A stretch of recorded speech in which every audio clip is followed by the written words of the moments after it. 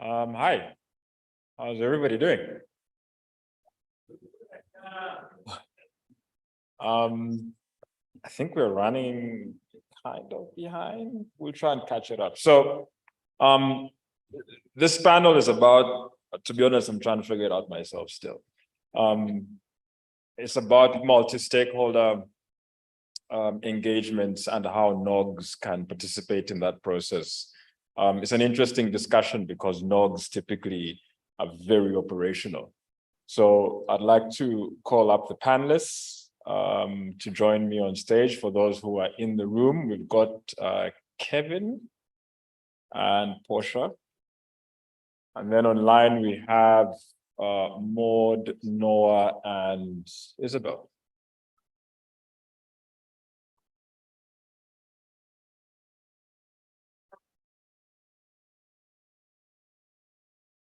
Yeah, so strengthening the multi-stakeholder approach from a NOG perspective. So for those who are unaware, NOGs, which is what we are at, is a network operators group.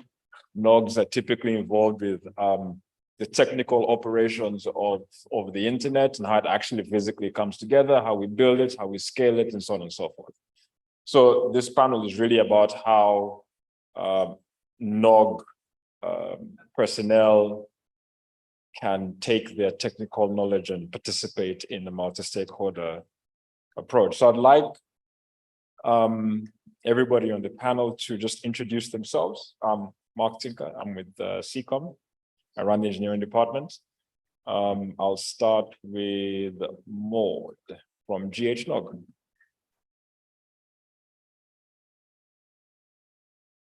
Who is joining remotely.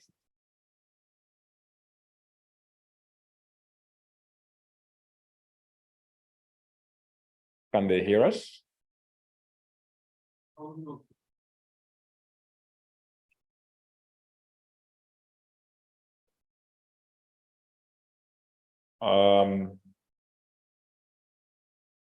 Maud, are you there? Okay, we'll move on to Kevin. Hi again. My name is Kevin Chege. Now I sit representing Kenya NOG, KE NOG. KE NOG is a volunteer-led network operator group based in Kenya. It provides a platform for knowledge sharing, and yeah, I'm looking forward to the discussion. Mark. I lost the screen. Can we get the monitor back, please?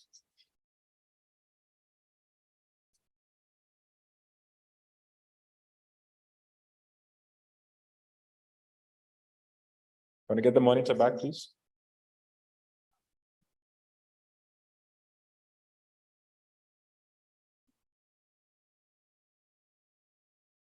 The monitor is at the bottom here with so you can get the slides.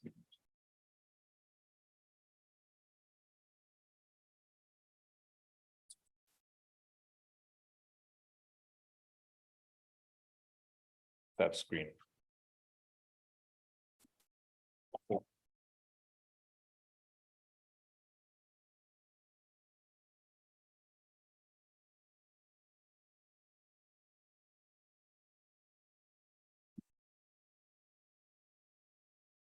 How many engineers does it take to put up some slides? Right. So SAFNOG, I'll ask Portia to introduce herself and what her NOG is all about. Good afternoon, everybody. My name is Portia Robonda, and I am representing SAFNOG. SAFNOG is the Southern Africa Network Operators Group, Southern Africa being the sub-region, and our focus is to help develop the internet within the sub-region. And yes, that's it for me. Thank you. Noah Maina, representing Tanzania NOG. Are you there?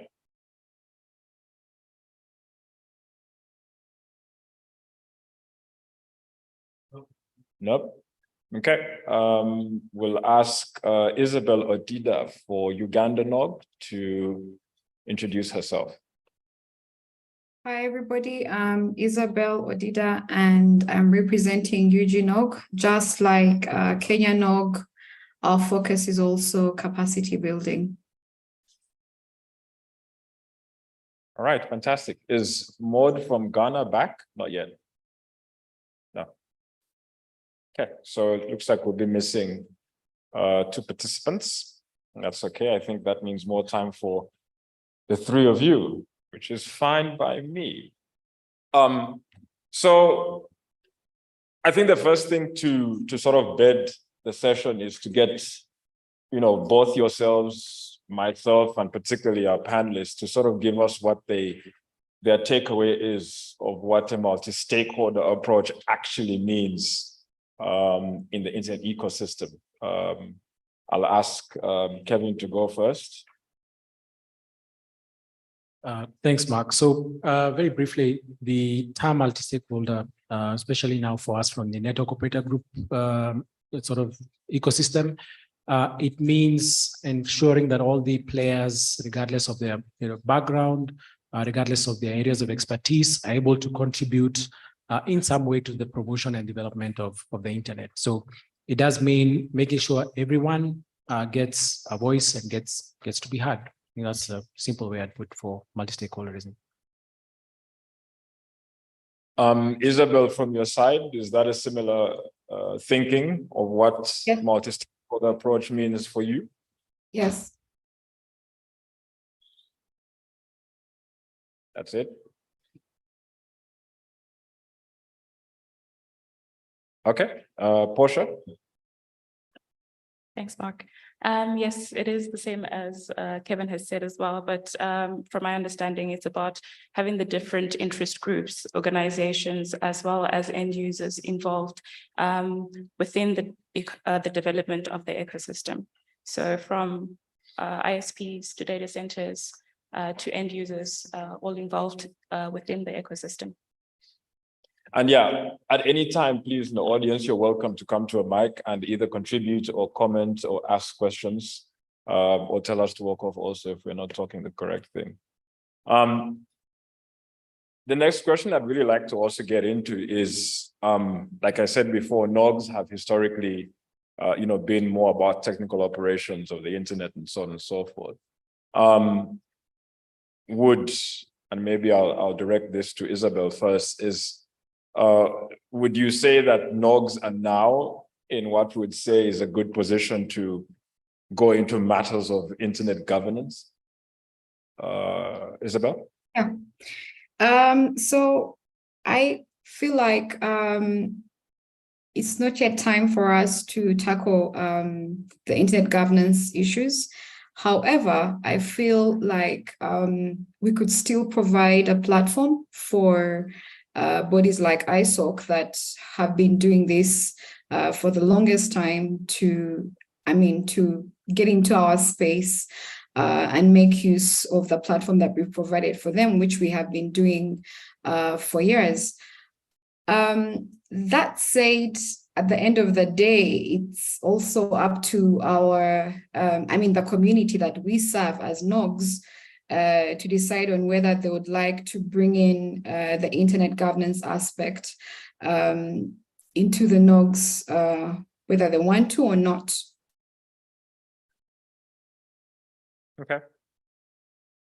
Kevin, what do you think? Are we equipped as NOGs? I would say, I think it depends on the maturity level of the NOG. So I think NOGs need to sort of look at the reality they're in, look at the issues they're tackling, and then decide if governance is something that they want to get into. In speaking for Kenya now, the way we started as the NOG, we have primarily focused on building technical skills for what we call the next generation of engineers, the engineers who are going to build and design tomorrow's internet. But as governance, we feel there are other organizations that are currently well versed in dealing with the governance issues. So we are trying to see how we can sort of bridge build a bridge between what the NOG is doing in terms of building technical skills and also introducing them to these governance issues, which, as we've seen very recently, are very important. So I would say it depends on the NOG. Some NOGs are very mature, and over the years they've been able to introduce their audience to more of the governance issues around technology. For KE NOG, we're mostly, I would say, quite young in the space. We took a bit of a break with the COVID period. We couldn't really meet in person, but we're hoping to restart that again. So I would say there is a role to play, but it varies per NOG depending on how old they are, how long they've been in the game. Portia, your side?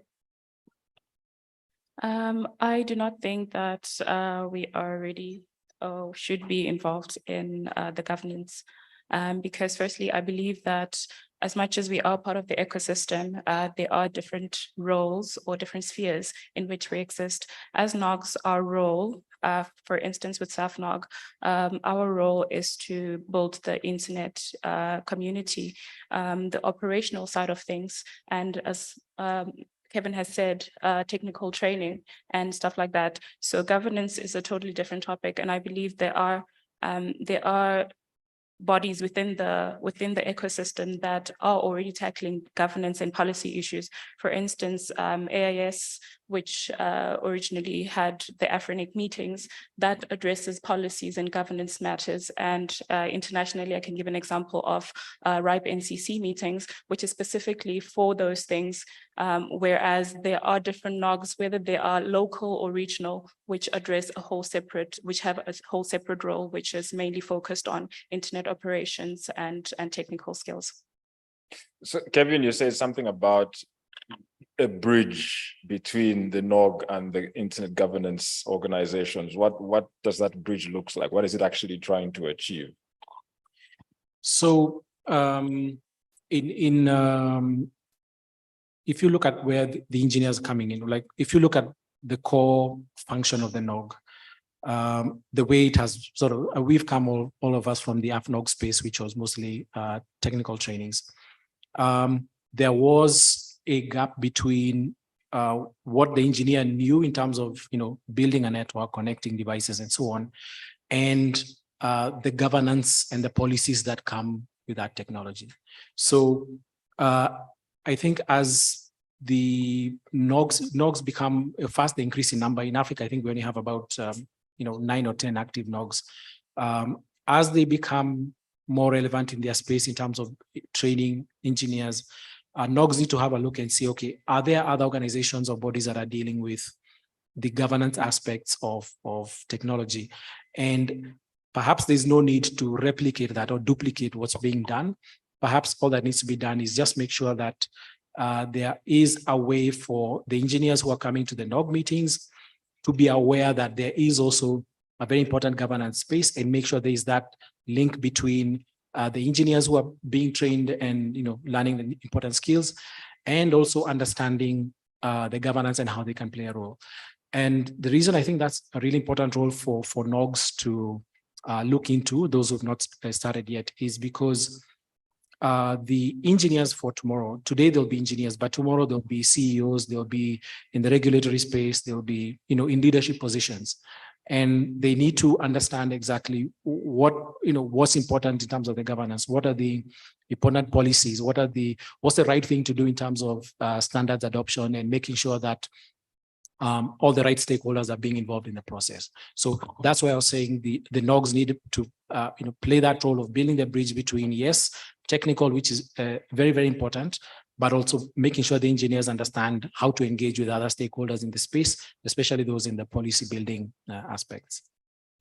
So, so building on that a little bit. So, so Kevin says that there's a natural transition and progression for an engineer from, over the next 20 to 35 years of his life or her life, will be an engineer and most likely end up being management. So the question I'd like to pose, to the audience while Alain comes up is if the engineers, if the NOGs aren't feeling like it's time for them, then what's the incentive from the multi-stakeholder side to get them involved early on in their careers? Do you want to answer that? Or No. I had something else to say. Okay, so that's the question I've posed. let Alain go. Someone can think about the answer and I'll come back to you. Okay, yes, thank you, Mark. I wanted to comment on the fact that, inside the MX, the multi-stakeholders approach, the technical community or the engineers as a role, okay, beyond just building the infrastructure. But what we've seen in the past that as gigs, we talk to each other, we make everything complex. But these days, I've seen that some of our gigs are now becoming the managers, and then are becoming the managers. So it looks like they have gone through the layers, and then now they are helping because it looks like to really improve this MX, it's good that we have a gig now who now become the manager or policy makers, and then I think it's helping. Even Mark, I can see that these days Mark is no longer the gig. So, right? Can you confirm that you two you've gone through the layers? I'm old and I like to sleep these days. This is Yazid. I need to add something to what Alan just said. Do we also need them to become politicians? That's also a question. Okay, I think we're trying to create some excitement so we can discuss. Yes, Doc. Now, how do you see this situation? You're running multiple tracks, all technical, but sometimes you want to ensure that you don't have unnecessary overlaps, or sometimes you want to have deliberate overlaps to reinforce. That sort of thing will tend to force track leaders or tracks to talk across. And that's almost like doing the same bottom-up thing. Right. And I'm sure you have a way of resolving it, but you are keeping it secret. So I'm trying to unveil it. And you see the same phenomena in your program committees, right? You have to manage multiple inputs and diverse opinion as to priorities. And in fact, what we are wishing is that the same technique we are referring to as this bottom-up thing may be even applied to government policies, right? Because they are also making choices for us. So it might be useful before a government policy emerges, we would have had chance to set the priorities, as opposed to the priorities are set and then we are consulted. So I'm just curious how you normally go about the process of harmonizing the tracks that you are working with, because that may also shed some light on this thinking of applying the approach. Thank you. Thanks, Doc. Any thoughts? Portia, you wanted to say something? No? Isabel, do you have any thoughts on that comment from the doc? Or from Alain? Or Yazid? From Doc, because so I will speak. This is not now on UG, but on the SSE track that both Kevin and I do facilitate or train in. I know for a fact that most times as we do our trainings or as we plan our trainings, we always come back to maybe the standards that have been created. We come back to, I won't say governance, but having the why certain things, why, let's say the standards of whatever it is that we might be teaching about, let's say we're talking about mail or DNS, because there've been so many RFPs that have been created since then. So we try our best to relate whatever it is that we are training in our track with the different standards and governance briefly to the trainees or to the participants. We don't dive deep into it because that's not necessarily our goal, but we try our best to. Okay. Kevin, you had something, and then Paul. Okay, Paul. There we go. Hi, thanks, Mark. I'm Paul Wilson. I'm the head of APNIC, and it's really good to be here, back at another AFNOG meeting. To answer the question, though, it's quite a deep question, and I think the answer, if the question is whether NOGs are in a good position to enter these discussions, I think the answer is no. For the most part, NOGs are often not in a good position because NOGs do what NOGs do, which is highly, deeply technical, specific discussion about technology and operations. And, you know, we're not ready here to address issues of internet governance, which can be complex policy issues, complex political issues, which are outside of this room. And today we had a really good example, I thought, in the DNSSEC presentation, which was, I mean, I really hope that that was a productive kind of attention and no damage was done to either side. But I think there was a really good example there of sort of mismatched expectations in a discussion which was probably useful and which could have been probably more useful with more preparation and more mutual kind of awareness of what the different sort of sides, if you like, of that discussion were here for and what they needed. But I think it really was an amazing sign, an excellent sign that there were people here in this room who were not from the core technical community and who were interested to come and understand and listen and to understand, if they could understand, what was going on. So I think, you know, the unique thing about AFNOG or any NOG is that there's no place else like it where you could come along and potentially learn about what's actually happening on the internet today and what the actual challenges are. And for policymakers to come and genuinely to start to understand that, I think is extremely valuable.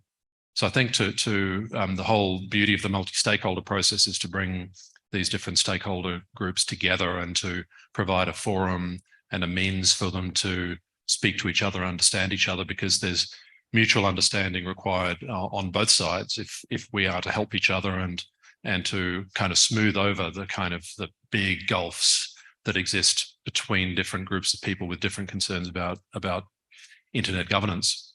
And what has to be recognized is that the deep technical knowledge, and not just the deep technical kind of theoretical knowledge, but the practical knowledge of what's happening on the internet today, technically, it only exists here. And it's really essential to take it into account when there are important decisions being made that can potentially, you know, have an impact on internet operations. So I saw that today. I saw it as a fantastic sign and really hopefully a great start to more dialogue between the community of policymakers in this continent and AFNOG. So I hope that although the NOGs are not now necessarily in a good position, that they can be, and it's not too difficult to keep an open mind and to think about what the other kind of side of the discussion needs to sort of know and hear about. Thanks.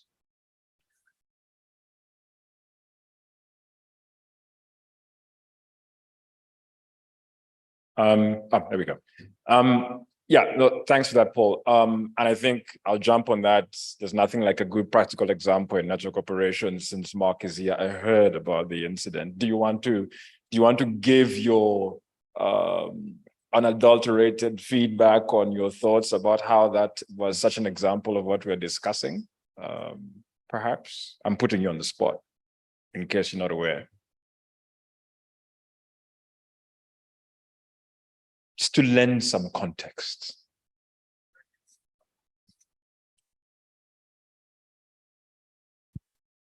There's a mic again.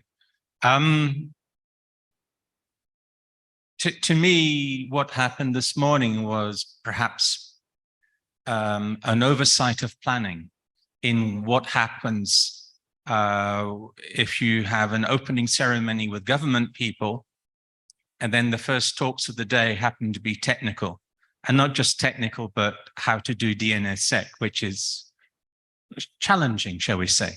And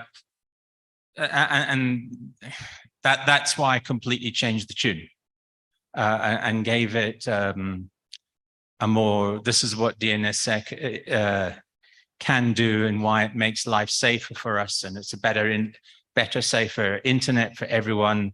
And therefore, this is a good road to follow, rather than nuts and bolts of how DNSSEC works. I think I'll step aside. Thanks, Mark. I think we can move on to the next slide for the questions. Can I get the slides back, please? Okay. So next one, I think might have answered it, but yeah, is the internet technical community, i.e. the NOG, relevant to internet governance, or should their focus remain on internet operations? Portia, you want to take that one? I think we've been able to go into it a bit in the last question, but from my side, I would have said, well, while we are in the same multi-stakeholder sphere, ecosystem rather, NOGs have their main focus, which is internet operations and technologies and technical training. And we have bodies or organizations that focus mainly on governance and policy. But that does not mean that we're operating in silos. At the end of the day, we are part of the same ecosystem. And so from the NOG side, we do, as much as we do not focus on internet governance, part of our presentation, some of them do touch on internet policy. So there is room to have advisory from both sides, where we have a NOG event and we have a topic that touches on internet policy and governance, and where we have internet governance or policy event, and we do have technical topics as well. So there is room for advisory on both sides and for both to take part in advising each other. But it's not necessarily to say that we should change our focus. Maybe, Kevin, as you prepare to answer that, I'll put a little spin on it just to spicing it up just a little bit. Would you say that there's perhaps an eagerness, because the internet these days pretty much runs itself, right? I mean, you pick up a phone, you can do whatever you want. Is there a concerted eagerness, perhaps you would say, to sort of, let me not say downplay, but to sort of maybe quiet down the relevance or irrelevance of deep technical requirements and input to get this internet thing up running and staying running in favor of, the ease with which our lives have become with this technology, the here and now of we need to get everything done at whatever cost, the real and present, this thing costs money and everything has to be accounted for, return on investment, this, that, and the other. Is there an eagerness to sort of make everybody that's participating, especially engineers, in the internet very businessy or very business conscious or very investment conscious about the internet, as opposed to actually, well, it would be nice to build something before you can sell it type thing? Wow, that's a tough question. I'll try and answer. So I think for engineers, so before I joined ISOC, I worked in a service provider industry. And what I've come to see for engineers in Africa in particular, it may have changed a bit, but in those days, 10 years ago or so, the engineer had to be you're the network operator, but you're also the air conditioning expert, you're the data center expert, you're the peering expert, you're the electricity that comes into the data center expert. So you're dealing with, you're juggling so many things, and you're doing that because of what you've just said. It's sort of your role to make sure the internet is working. And when things don't, when the internet is not working, no one wants to hear that you're not the AC person. If the AC failed, you should know how to fix it. You need to be the UPS person, you need to be all this. So unfortunately, what that meant was the understanding of the ecosystem was not very clear to me as an engineer. So, for example, as I mentioned, I was in the ISP space, but beyond the peering arrangements and the other ISPs I was connected to, the ecosystem was not clear. What was the role of Afrinic? What's the role of ICANN? Where are these organizations in the ecosystem? And I think if one thing the NOG should really make sure they address is that the engineers understand the ecosystem they're in. So not only making sure the link is working, but who are the other players in that space that can impact how reliable the connectivity is, and also some of these standards and policies that are being applied to the network. So, and in addition to what you've said, you also need to have a understanding of the business, because you need to understand 1 megabit per second costs this amount if you connect from this ISP, but it also costs this amount if you connect from this ISP. So this link is preferred over that link. So it was good in a way, in terms of you end up having a diverse range of skills when it comes to the technical side of the world, but very limited when it comes to the policy side and the understanding the ecosystem. So one thing when I saw this question asked was, I think one thing the NOG should make sure they do is, as you address the technical gaps for the engineers in the region, I think introducing them to these other players in the ecosystem is very important. No need to replicate or repeat what's being done. There are other organizations that are very well versed with the governance. So just making sure the engineer understands the entire space. I hope I've answered your question. Isabel, your thoughts perhaps, and I think maybe I'll preface for you and maybe also add that like Kevin was saying, it would be nice for engineers to understand the business side of things, and obviously that is very well understood. But at the same time, an organization is full of people, right? So you have people at almost every department looking after, operations, accounting, engineering, and so on and so forth.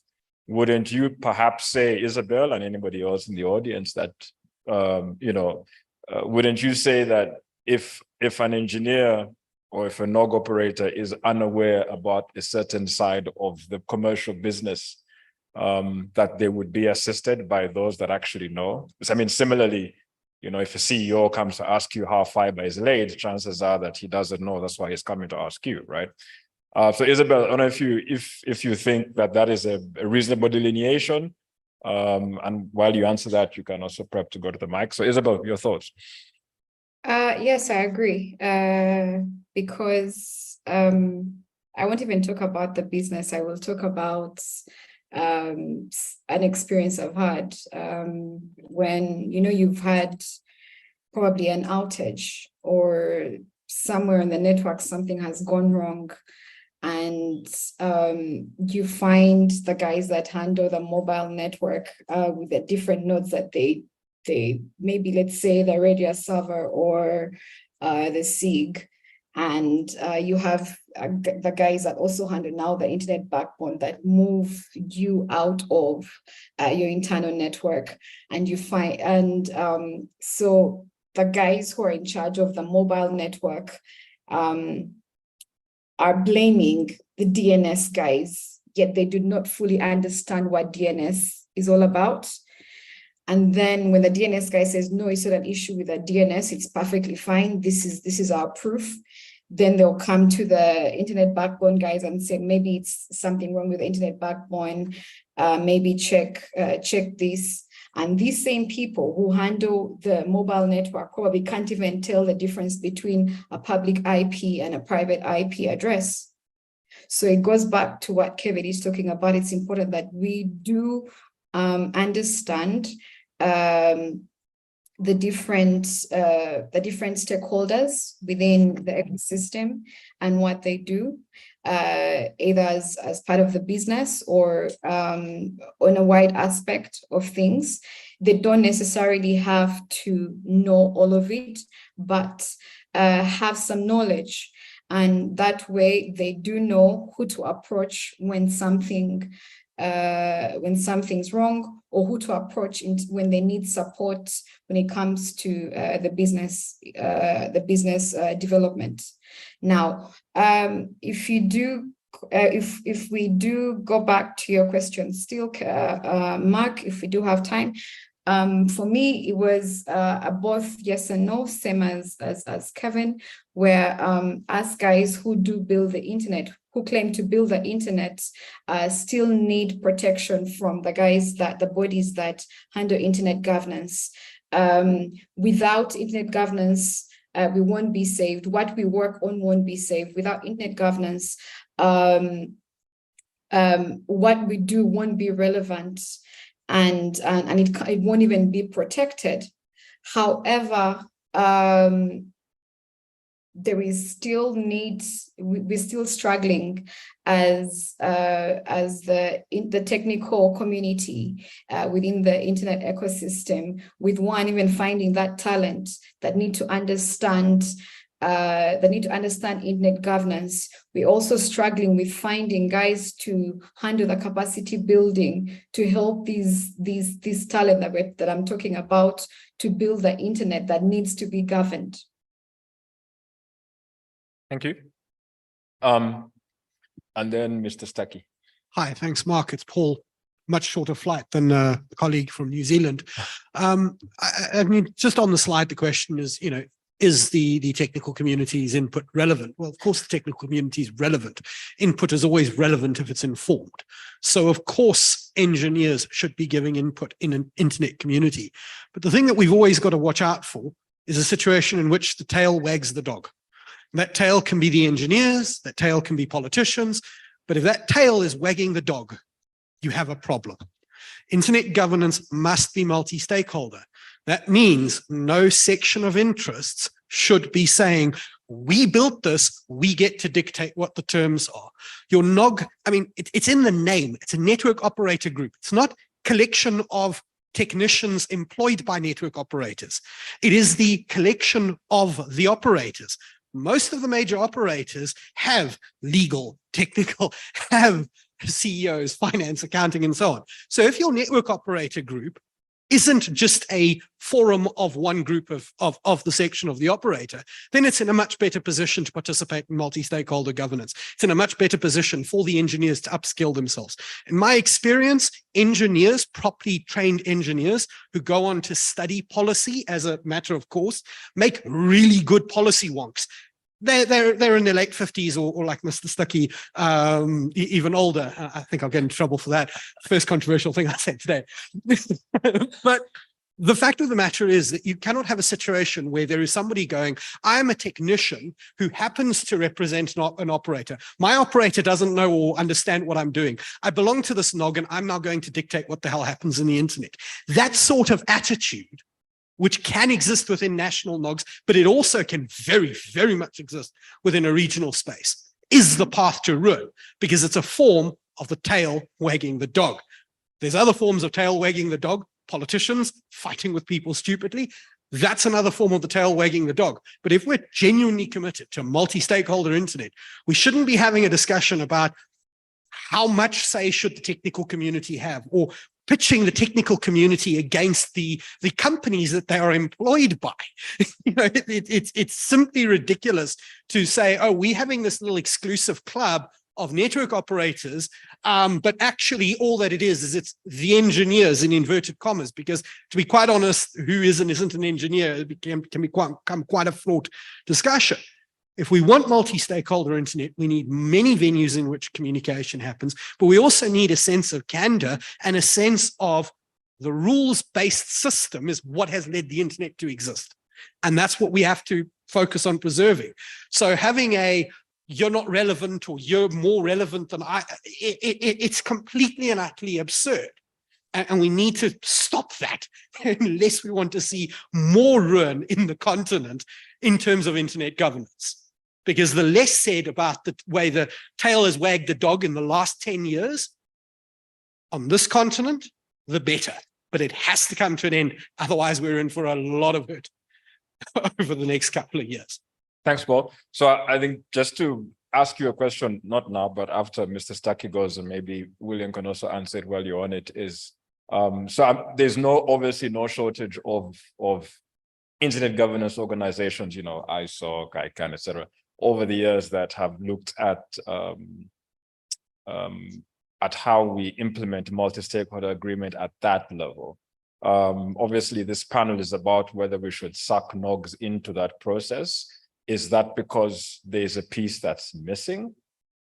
While you think about that, Mr. Stuckey. Do you want me to address that question or make my short comment? But of course. Okay, my short comment is that I detected or thought I detected a distinction or dichotomy between engineers and understanding finances. There are two definitions of an engineer which are relevant here. One is an engineer as an applied scientist. The other is an engineer, someone who can do for $5 what any bloody fool can do for a quid. In other words, the economics of the issue is central to being an engineer. To address the question you posed to me, I think that quite often internet governance conversations or debates go down a rabbit hole because the people having the conversation don't understand the technology. And so they make incorrect assumptions. And it's really useful, apart from the fact that engineers and other people with technical skills do have minds and do have opinions, and can analyze things quite well. There is also a place for them to have a role, a place for them to help guide conversations where there are mistakes being made in terms of understanding the technology, and therefore incorrect conclusions are reached. Thank you. So wouldn't you say, well, you answered, so wouldn't you then say that there is a natural progression in the industry for, you know, someone to eventually get to age 55 and having had a track record of being an engineer, you know, provide technical input into some, you know, high-level incident governance forum of some kind? Isn't that value? And I suppose the question I was asking before is that too late in the chain that we're looking to come further down, or is there value still in that process? Very much so. And I must apologize, I failed to introduce myself. I'm William Stuckey, I'm an independent technology and spectrum and regulation consultant. And I'm currently busy with this gentleman and one is somewhere else, doing a DNS study, repeating the 2016 DNS study, DNS market study in Africa. And hopefully we'll be telling you a bit about that on Saturday. Yes, I'm 65 years old. Yes, I have been a real engineer who's commissioned plants. I've been most kinds of engineer, except for aeronautical and civil. But there is definitely a role for people who have got a broad range of experience to move into the more advisory side of things. And obviously, as an engineer, I've been in management positions. I've run projects, I've done all those sort of things. But to move on and to really act more as a mentor, if you like. And I know lots of people in the industry of my sort of age who play those roles. And I think it's a very valuable role to play. It's difficult to follow up on William's act. Yes, absolutely. What you want is people who've got technical experience as engineers, et cetera, but who've reached a point in time at which they can give a holistic picture. Any discussion about internet governance that is not grounded in a proper understanding of the technology is bound to fail. But that comes back to the key problem. You cannot allow a tail to wag the dog. So if your starting premise is, we want to have a discussion about this element of internet governance, or we want to, conjure up what institutions are necessary for internet governance, what you have to do is you have to have in that room people who are able to explain the technical aspects to people who don't otherwise understand it. And you need people to be able to take a multi-participant model and come up with what your institutions are. What is at great risk and great peril is when any one sector or any one role, particularly within an organization, is able to, on the back of laziness. And unfortunately, if we look at big organizations that are involved in the internet, laziness is a big part of the problem.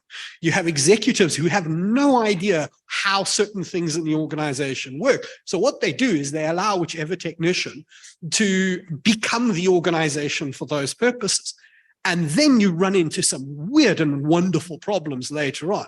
And, without going into a very specific example that's very close to my heart, where you've got an organization that says, we're part of the internet governance ecosystem, but we're badly governed, or we don't follow the rules, we don't care about the law, all bets are off.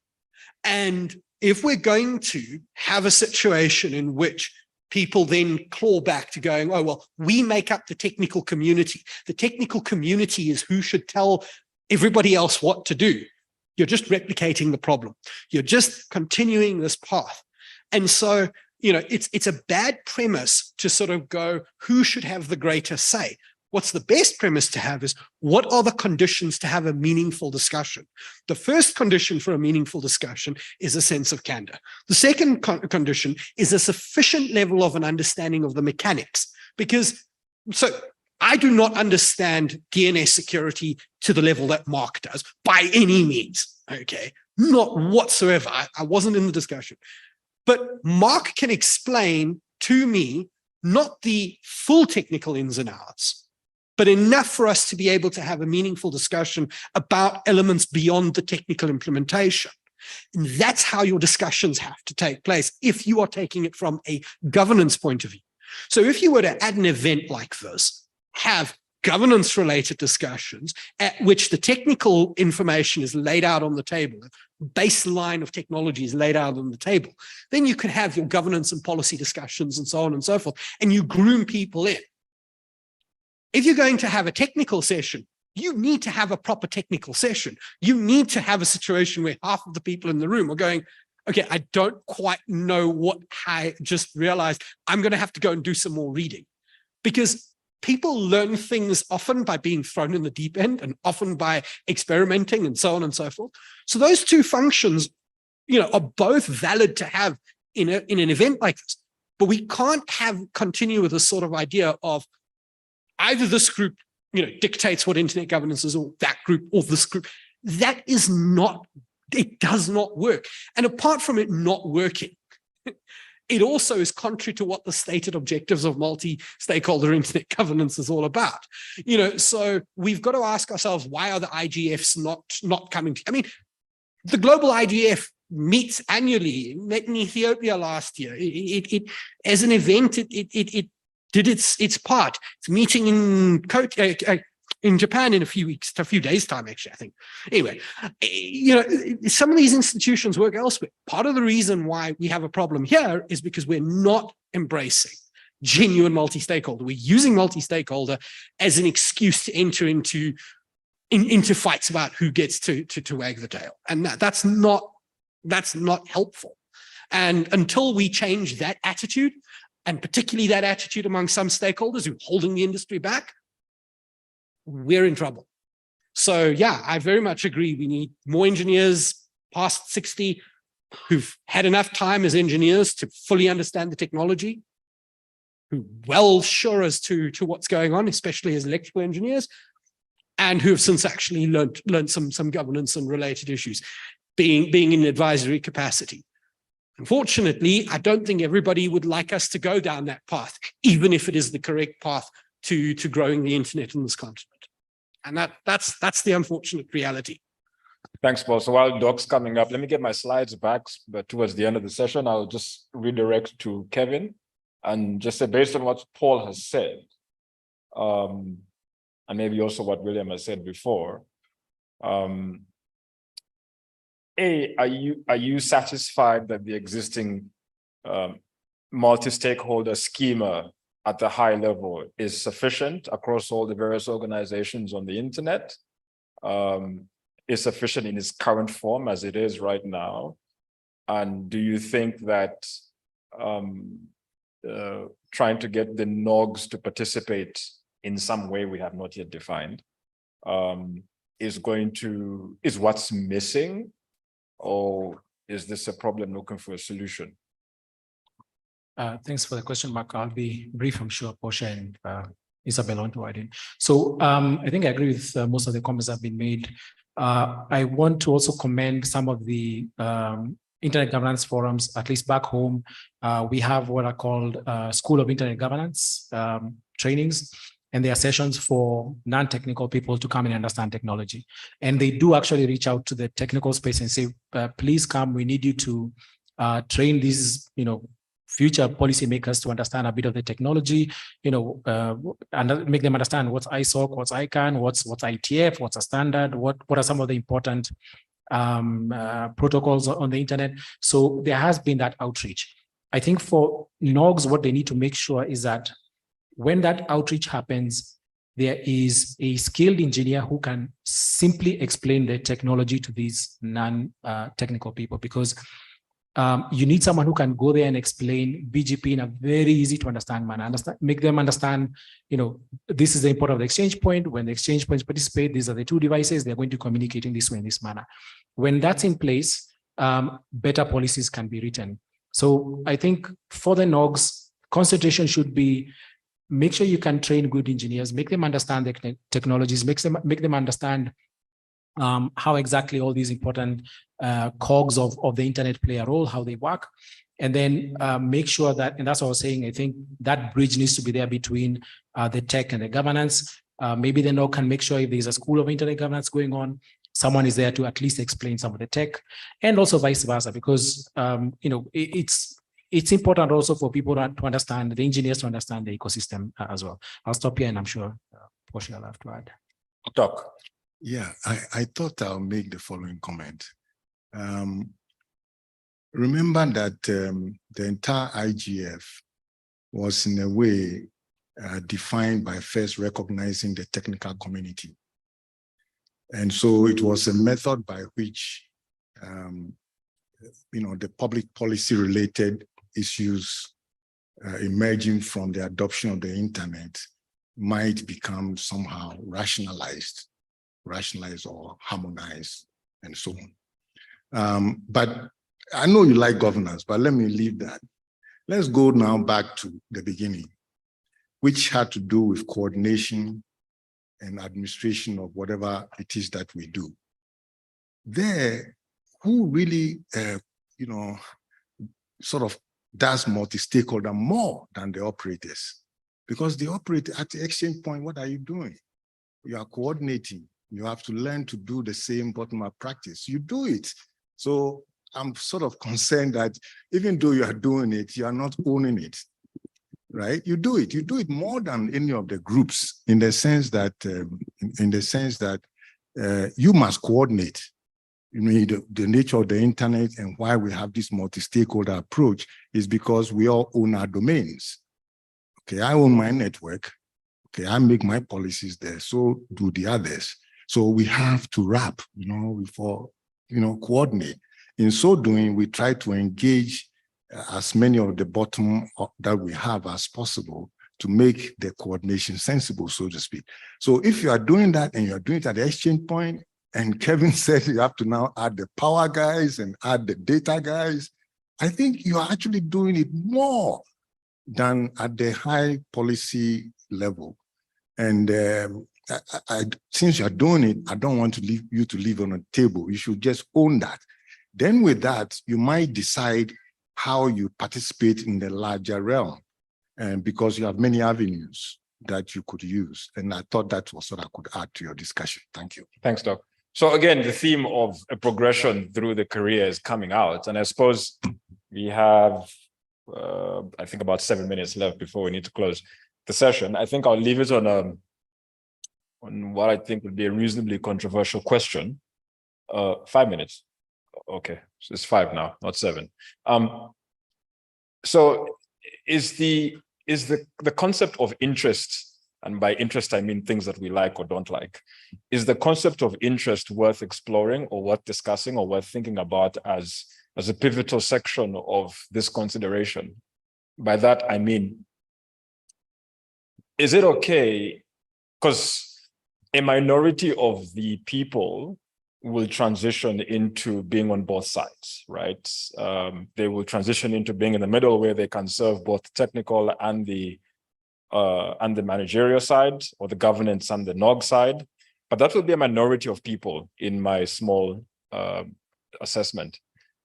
Is it okay for the majority of people simply not to be interested? So majority of internet governance people just don't care about technical operations. Will never change, it's just how they are, right?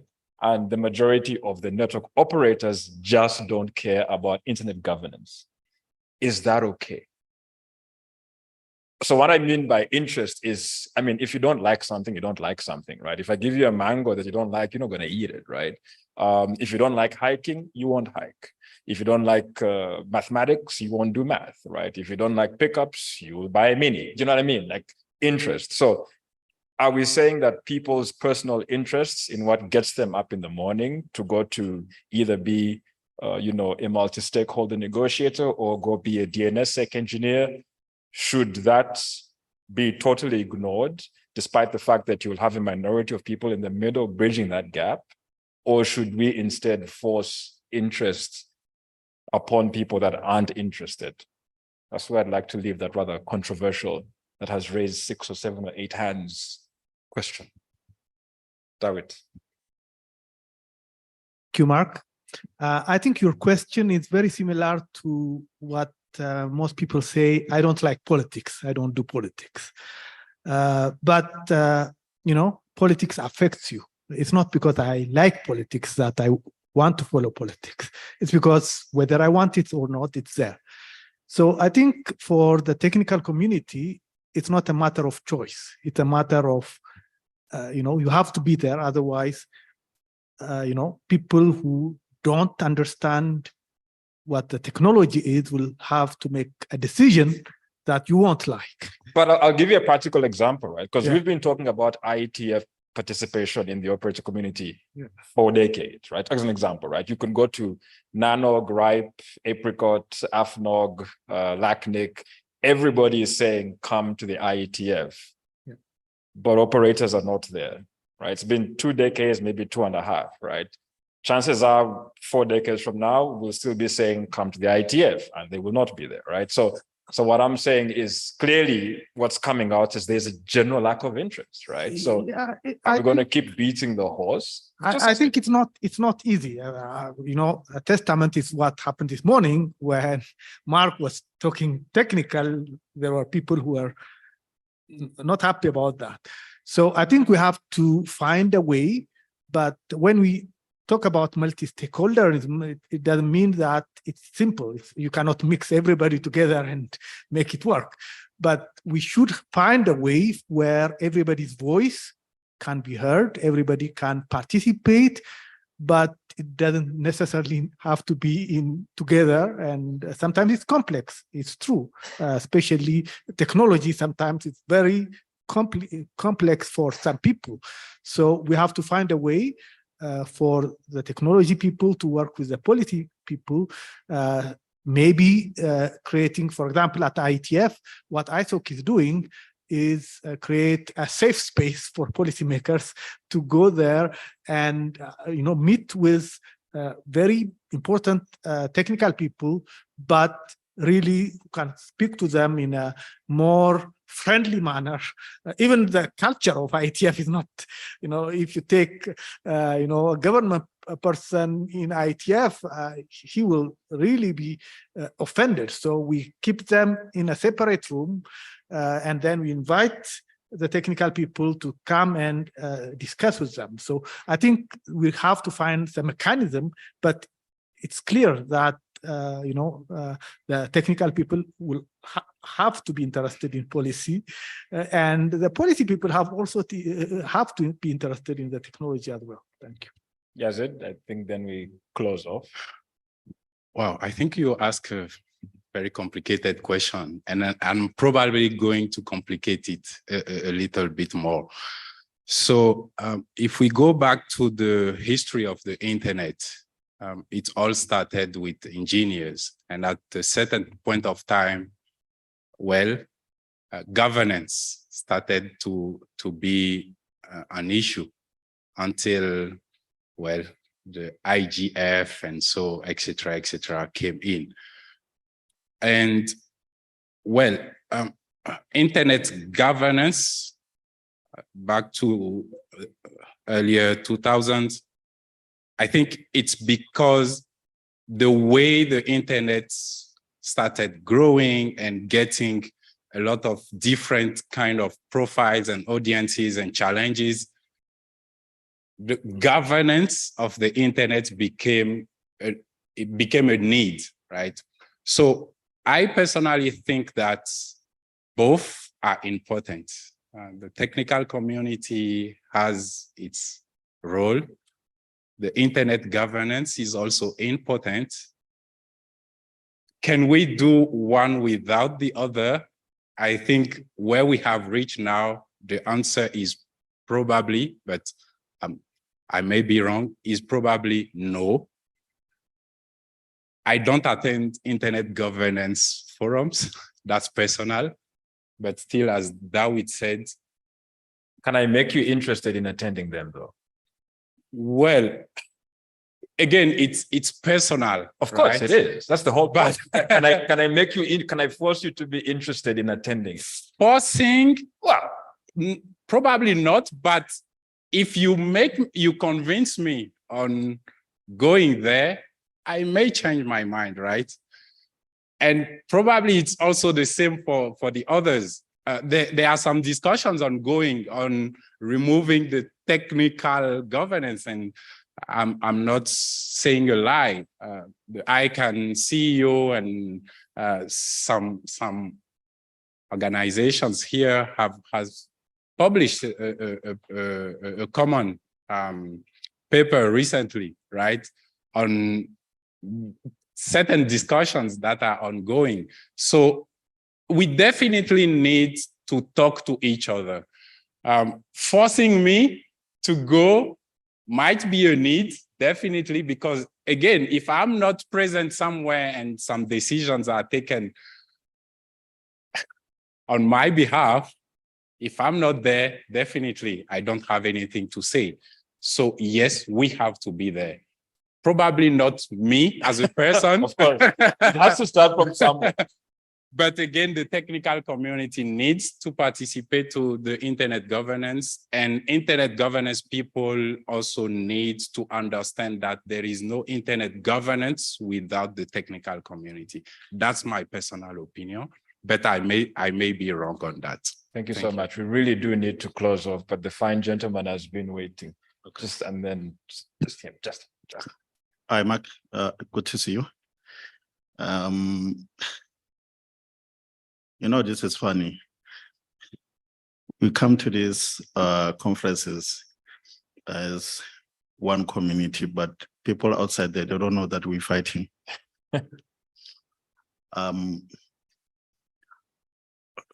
This is just my personal view.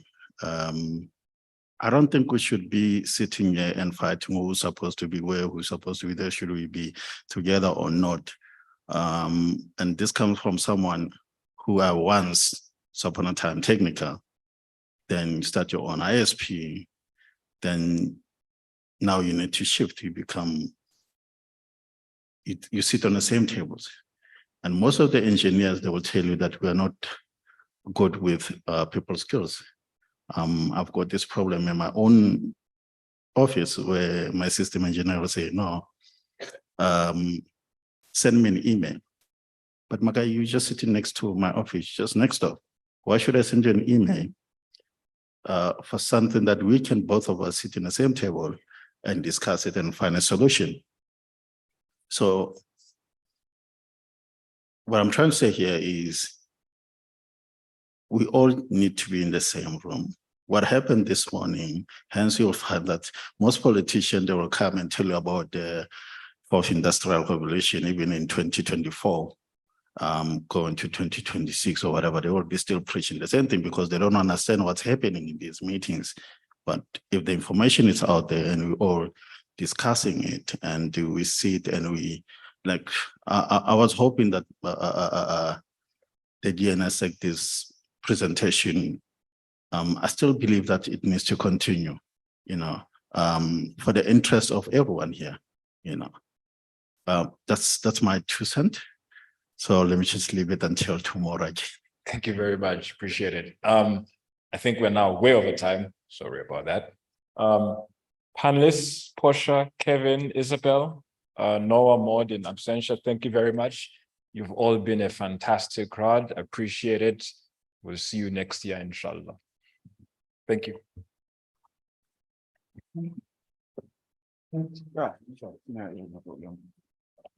Thank you very much, Mark.